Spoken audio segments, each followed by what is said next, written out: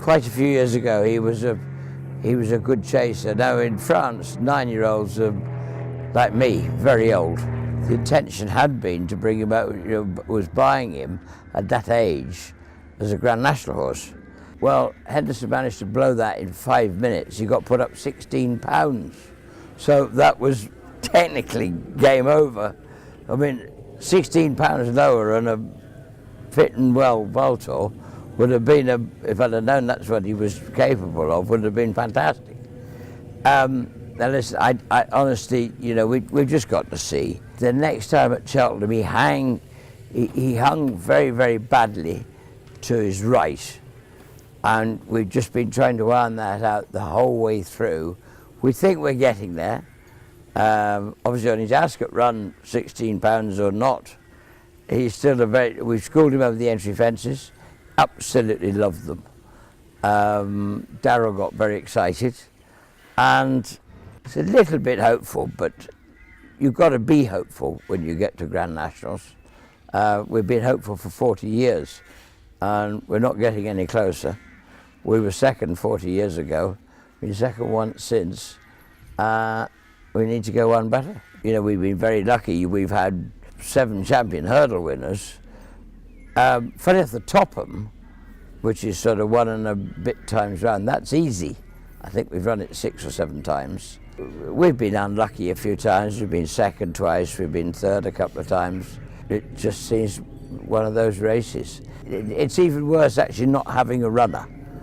I hate going there and not having a runner in it, but if you haven't got a horse for it, you can't just invent one.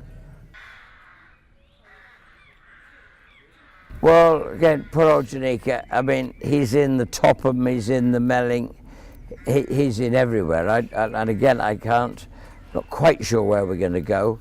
He'll have top weight in the Topham. His jumping has been exemplary.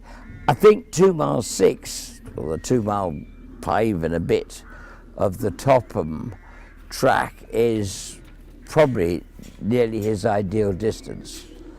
And he jumps the right way. Sad thing again, he's had 3 runs in England. He's been second all 3 times, and I think he's gone up something like £26 without winning a race. He's been so consistent. He's a bit like Top Notch, who's in the same ownership that we all love, and is just so rock solid. And those are the sort of horses, we all really, really appreciate, because they're just reliable soldiers that'll go and fight for you every day you ask them to. He's been good. We've been happy. I mean, obviously he had a fall. Look, it wasn't a very nice fall, but it's the first time he's done anything like that. But he's such a fantastic hurdler, or jumper of a hurdle. But he does take it to the bare limit. It's very low, it's very fast. But when you cut it to that lowness, that sort of pinpoint accuracy, you've only got to be half a millimetre out, and you can, it's the difference between brilliant and a fall. And unfortunately he got one wrong, because he was a millimetre out, and they fell in what looked to be a very, very winnable champion hurdle. We've got to come back here on the back of that. We're going half a mile. That doesn't worry me. He's won this race before. He seems in good form, so if the weekend goes well, I think he comes in here with a big chance. You probably haven't got an alternative. I don't think there's anything else we can do. He's come out of it very well. It does mean that it'll be his 3rd consecutive race in quite a short space of time. We went Plumpton on the Monday. On the Friday week, he was in Cheltenham in the Triumph Hurdle. It was a very brave shout. We had done it once before with First Bout. The same Plumpton race we used on the way, but he actually had to run again on the Saturday at Newbury. So he had 3 races in 3 weeks, but he won them all very easily. including the Triumph. Pentland did literally come in off one run, which is fairly unique, but he was incredibly professional at Plumpton. And I just thought, Pentland, to be fair, he made a horrible mistake at the first. And my first reaction was, Henderson, that was a very silly thing to do, try and bring him in on one run. He just doesn't know enough. And then all of a sudden, having nearly put Nico through his ears, he picked himself up and galloped off and travelled beautifully throughout the race. We have to go again. There's nowhere else to go. And he's only had 2 runs all year. I can't tell you he's improved. If you've won the Triumph Hurdle, you'd possibly hope. I mean, I think there will be opposition here, because I think that probably the runner-up in the Supreme will come and join in. We have a lovely horse called Fuzzy Raffles, who won the Adonis, and I'm quite keen, and then he got a horrible cut to a hind leg. He had to miss Cheltenham, otherwise I think he would have been an enormous player. So we're probably trying to keep him for Punchestown for the Grade 1 there. And so Pentland quite justifiably comes into Aintree, and he's been very good since too.